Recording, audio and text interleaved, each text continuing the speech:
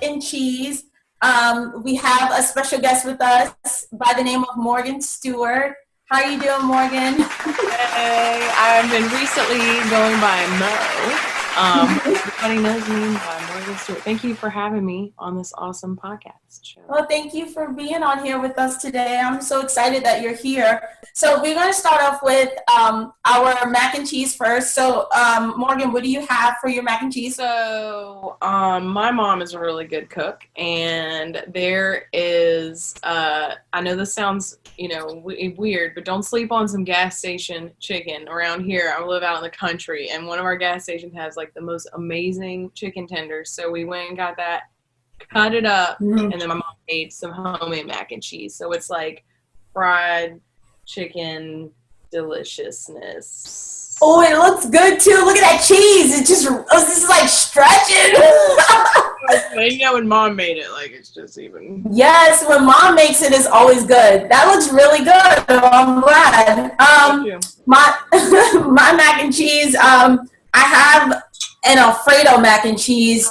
It's Alfredo cheese, bacon, little bacon pieces and breadcrumbs, and the mac and cheese is like a spiral mac and cheese. I don't know if you can see it. Yeah. Yeah, it's good. I like it. It's good. That looks really good. I love this. This is like the best idea ever. Oh, that's good. Yeah. Well, that's really good. Dang. Did you make that? Where'd you get it? Where'd you say you got it from? Well, I didn't make it. Like you said, moms make mac and cheese so much better. Like, no, I did. I got it from the store, but it was one that I had never tried. So I was like, I'm gonna try and like make this. Wow. And I just like put the noodles in the pot and everything. It's really good.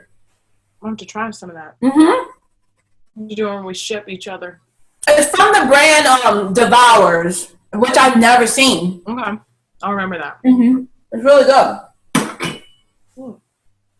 Well, cheers. Woo! Mac and cheese. That's great. Mm-hmm. I didn't have bacon in mind. Oh, I love bacon. I love bacon, y'all. I love bacon. It's so good. Especially with me being on a keto diet, I have to have like some type of like meat.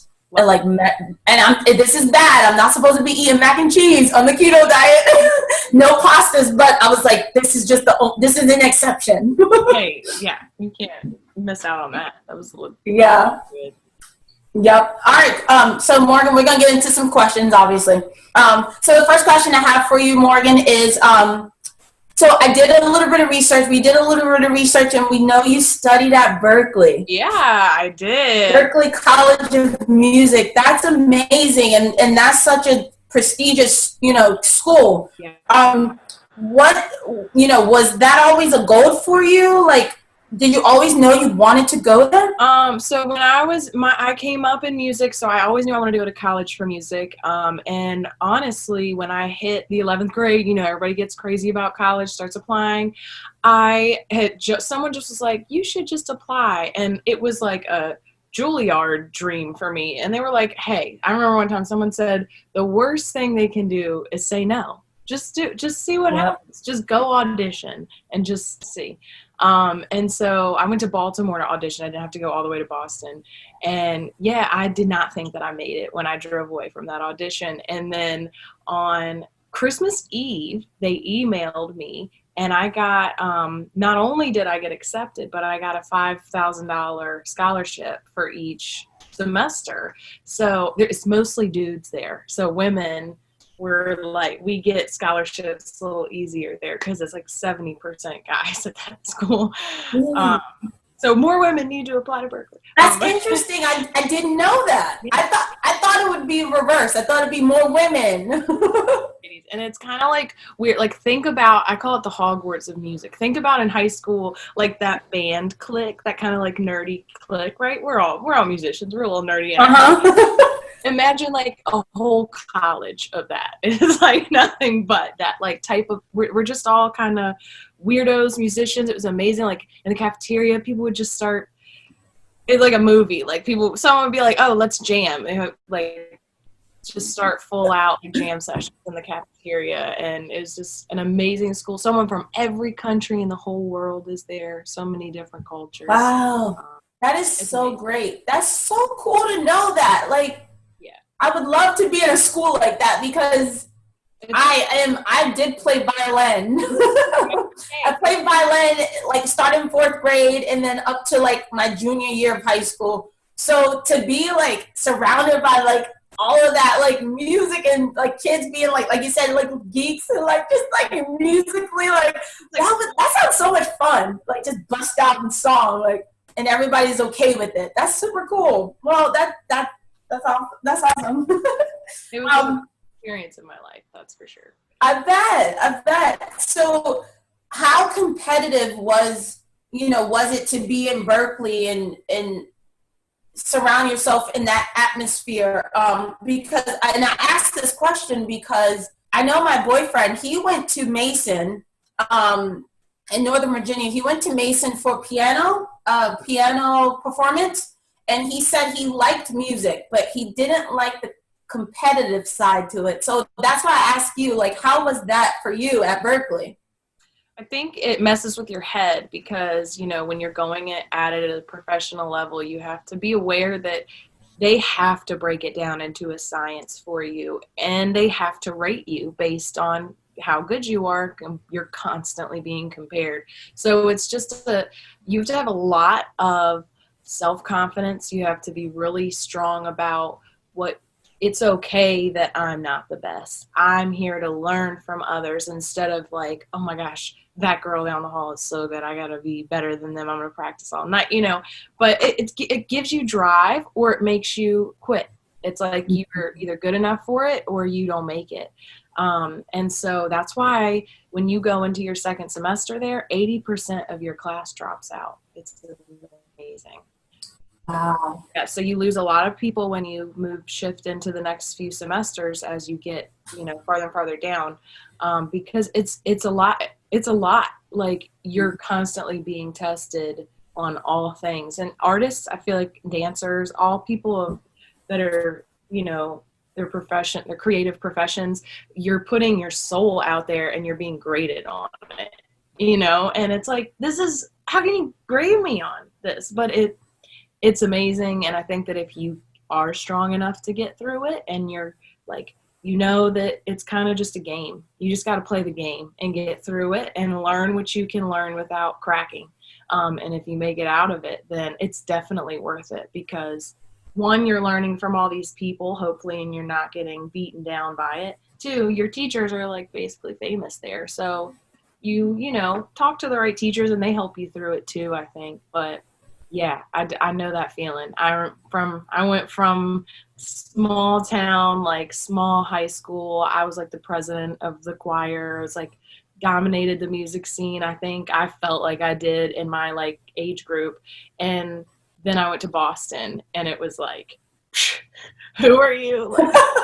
Like, like little girl and little country girl in this huge city. So I know that feeling, but Yeah, that's amazing. That makes that makes a lot of sense when you're doing what you love to do, and especially when it comes to performance. You do feel that like that pressure of being good, being good enough for them who are watching, being good enough. So it can be a stressor, definitely. But like you said, if if you love what you do and you don't worry about it and you continue to just be the best you can be, it'll work out all in the best. And speaking of, when you said you're from a where are you from? I'm from a little town called Urbana, Virginia. Okay. Oh, I've never heard. Oh, Oyster Festival, maybe. really?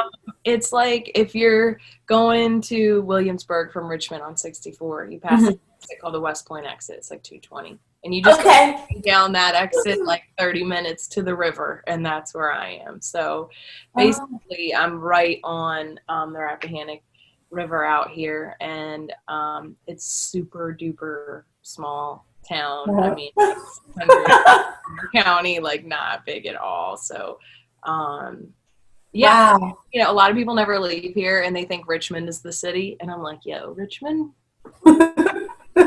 you could count it as a city, but we're so small when you compare us with other people. So, Mhm. yeah, I like to be here in the summertime now because it's a river town, and it's a lot, you know, a lot of laying out, tanning and crabbing and fishing. That Stuff. sounds like fun. That's awesome. Well, that's cool.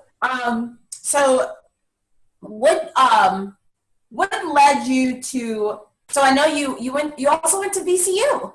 I did. Yeah. So I went to Berklee for a couple years. Right. And I saw that you went to VCU, and then you taught at Bravo Music Academy. Okay, so what led you first of all from Berklee to VCU and then to Bravo Music Academy? Like, did something change at Berklee? Like, what were you graduated from there and then you went to VCU? What was that process? What's going So on? unfortunately, I was one of the percentages that did not make it through. I made it a good 2 years. I'll be straight honest because that's the kind of person I am. Because mentally, I just wasn't mature enough for it. You know, like I think coming Yeah. from a small town, and I've always been in high school was very dedicated to my music. I didn't you know, go, I don't know. I went out and I had fun and stuff, but I was really dedicated. So when I hit college, it was like, you know, like we all do, I went a little crazy, and I think I just wasn't focused enough. And for after the second year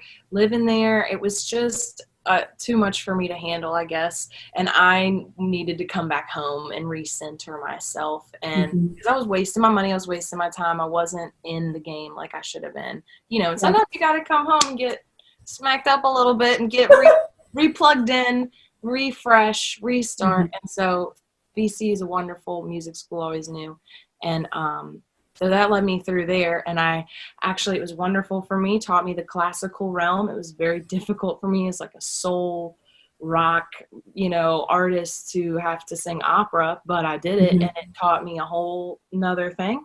And then Bravo, I worked at a couple other places before then, but that's just perfect little place over in Chesterfield, like after school place that I teach piano and vocals and sometimes songwriting, like music business. But yeah, all ages, 6 to 65. You know, I enjoy it doing on part time, helping others learn to appreciate their own gifts of music. And it also took my mom going, hey, it's okay to come home. Like I was like, I'm at the #1 contemporary music school in the world. No one would ever, you know, like I got in here. How could I leave this place? And sometimes your mental health is more important than anything in the world. And you've got to take a second and make sure that you're good before you continue on plowing through life and possibly plowing Right. people down.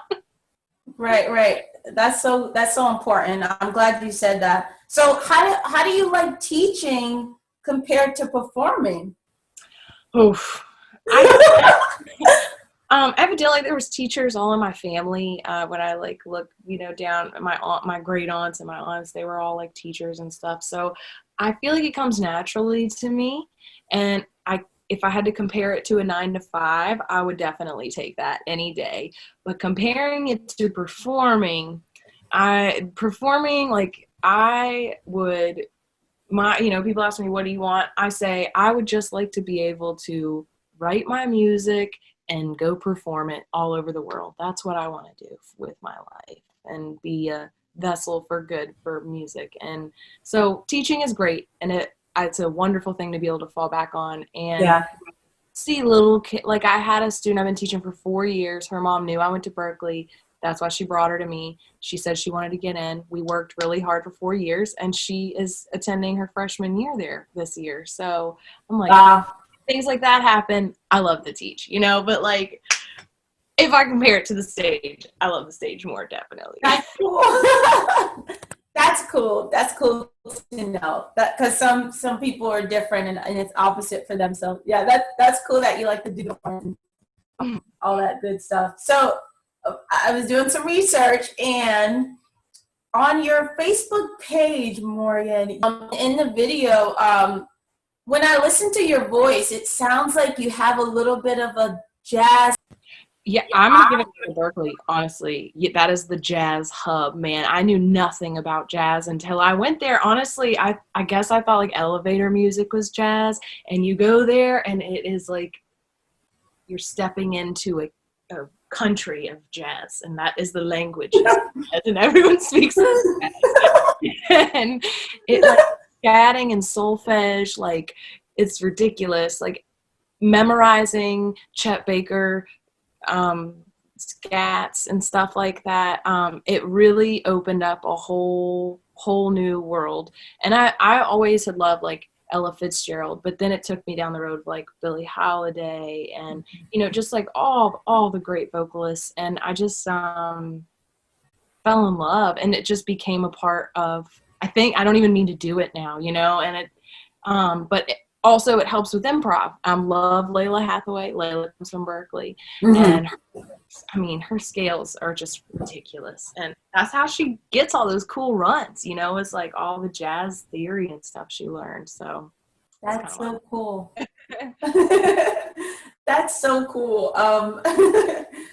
So when you were doing that video, also, Morgan, I know with all that's been going on right now with everything, everybody knows what we're talking about.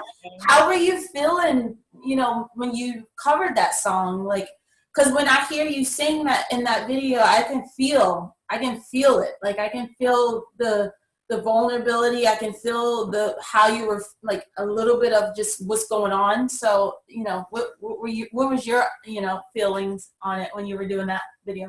I'm glad you can feel me, because that's my whole thing. If you can't feel me, then I'm not doing it right. So I felt that. I'm heartbroken, and I'm confused, I think, like everyone else, and I'm motivated to do everything in my power with my platform to like awaken the public as much as we need to, because I know that things are off right now, and it's totally unequal. So I just I'm here with my hands open, and I want to help, and I just want to bring. I feel like what can I do? Okay, music, like.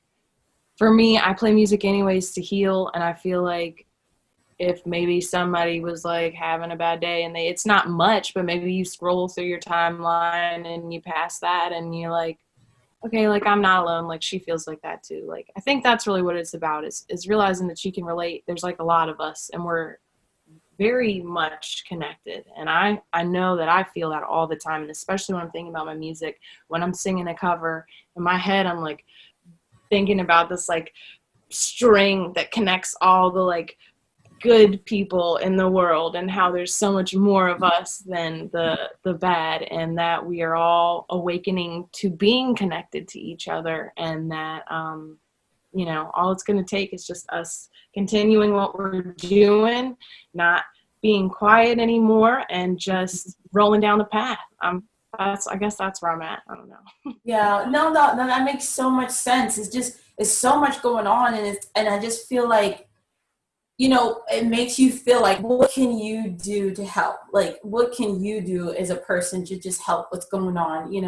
And it's important. I think music is very important, and it's bringing people together. Just because from experience, we can be going through whatever's going on, but I feel like when I go to a festival, a music concert, whatever is stressing me out when it comes to people and like the division, I don't know. Once I hear music and we're all together, nothing matters. Nothing matters. I can be in the center, and you can be white, you can be black, you can be Indian. It does not matter. We come together, and it's like, oh my God, we love this song. Like, this is our song. Like, I just love music, that music can do that. And artists like you, I love it. I love, artists like you can just keep going and doing what you guys are doing, because it helps. It helps all of us. So thank you.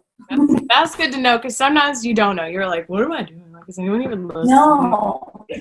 It does help. I said that because I literally have played so many countless gigs in the past where I have almost come to tears. I can see myself at midnight in Raging Club with the lights blazing and this crowd of people of literally all different races, all different sizes, all different ages, and they're grinding all up on each other like they love each other. And that it's just like makes me feel so good that they don't, it's like they hear their favorite song, a song, just releases all the prejudice. It's a beautiful thing.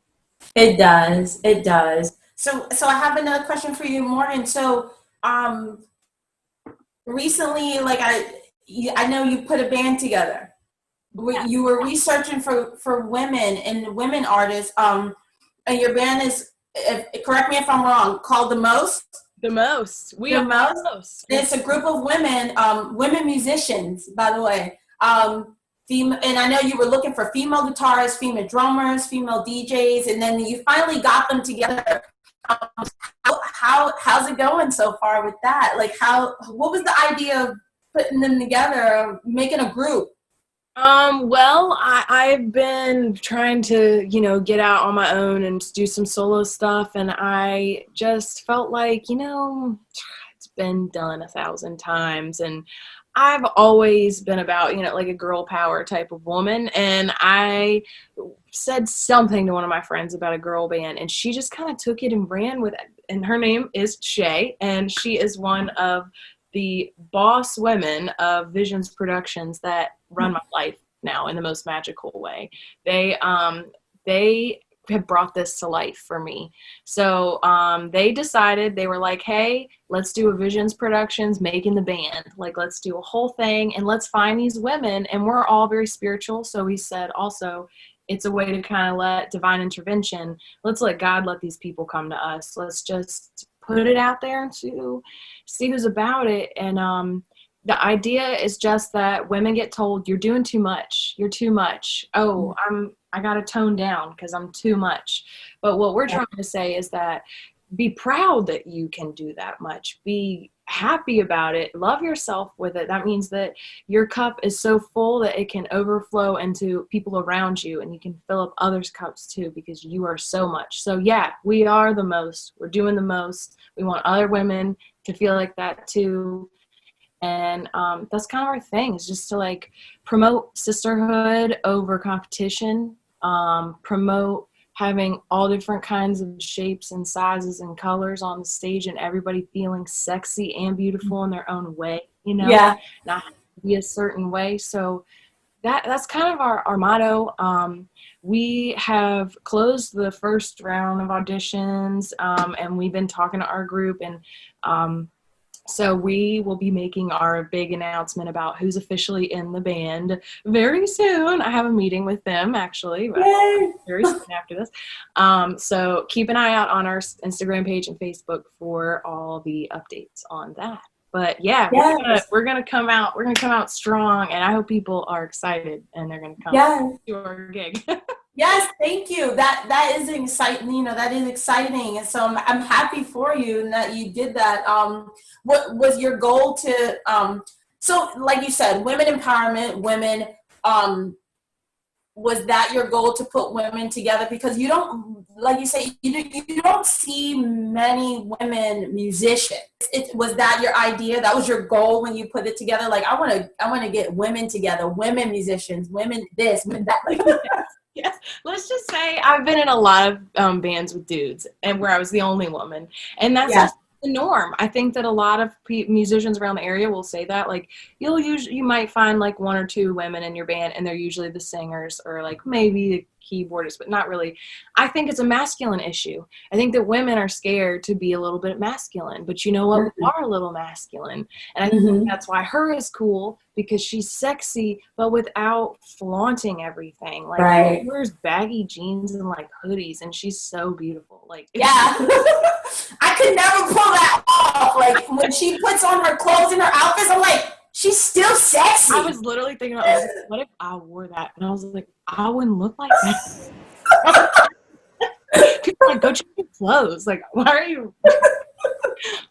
So yeah, I think that that is kind of what I'm trying to do, is be like, when you think of girl band, you think of like Danity Kane, you think of like, you know, and all cute and prissy and like, no. show my butt. Yes. I want like, have you ever seen Beyonce's bass player? She has like long braids and she like flips her braids and it's like, yes, it's so hard. I'm like, yes, go girl, you got this. oh my gosh. So that's what I'm looking for. I'm like a mega Beehive fan. So I'm gonna give my inspiration to Beyonce's band, because when I saw her live, when I've seen her band live, they just blow me away. And the fact that they're all women, to me, it's like, what? Why aren't there a bunch of bands? Like, ask people. I challenge everybody who watches this. Go ask your friends, how many all-female bands can you count off for me that are like well-known? You can't. Not many at all. So you're going back to the 50s and you're doing the doo-wop groups, but that's not what I'm talking about. I'm talking about 5-6 piece bands, instrumentalists that are women, that are boss. Pray. Like, you don't see many of them. So when you see them, you're like, yes, girl, yes. That's right. And I think that like everybody would like that. Like, women would come in and be like, yes, sis, yes. And men would come and be like, oh, okay. You know? I think it's something that everyone also needs right now. You know, we're on this wave of unifying and healing, and you know, I want this band to be a part of that. So Vision Productions and the Most, we are on a mission, man. That's good. I'm so glad. I'm so happy for you, Morgan. So thank you so much again. I can't wait to see what comes out of this new group the most. I'm excited to see it, to see y'all in performances and what you guys end up coming up with, and projects that you guys start doing and everything. We'll keep in touch and keep keep us posted. So you have a little something for us today, a little performance.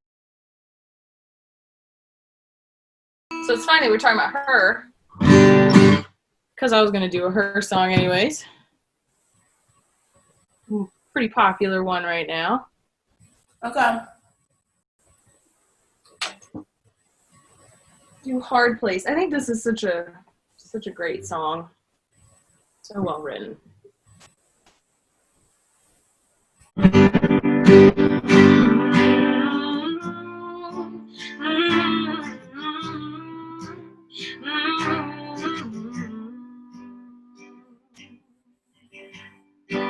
Wanna believe what you say, but I hate you on most days. You've been testing my faith, my patience, yeah. And you know that I be headstrong, and you know that you be dead wrong, telling me to relax and react. But I'd rather fight, lose sleep at night. These you're all mine. If I had to choose my heart or you, I'm gonna lose, yeah.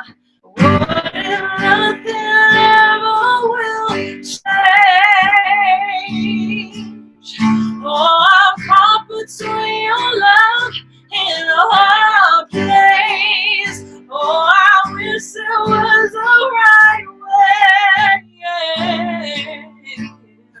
Caught between your love and a hard place.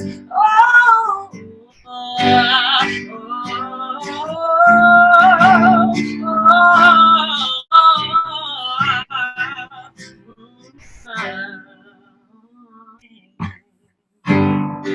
do I even have a choice when I'm gonna have to pick my poison?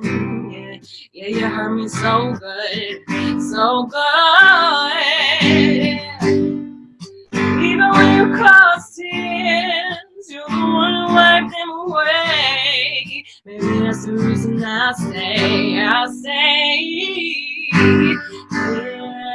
If I had to choose my heart or you, I'm gonna lose.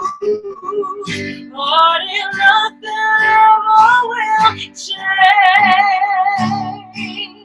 Oh, I'm caught between your love and a hard place. Oh, I wish it was the right way.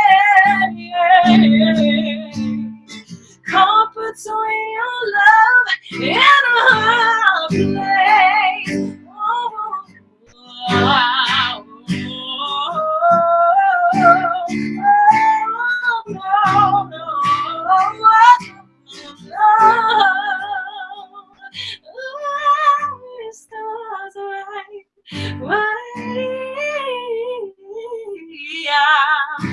caught between your love and a hard place.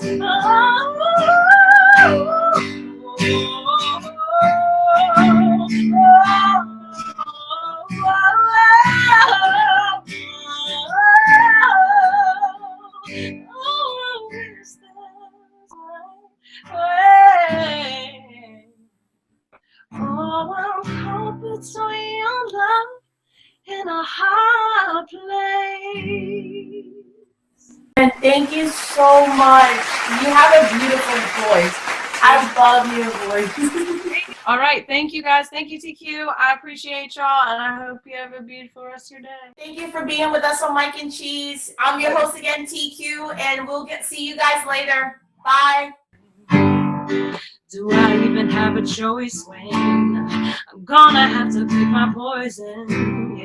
Yeah, you hurt me so good, so good. Even when you cross tears, you're the one who wiped them away. Maybe that's the reason I stay. Yeah, I had to choose my part of you. Yummy mac and cheese.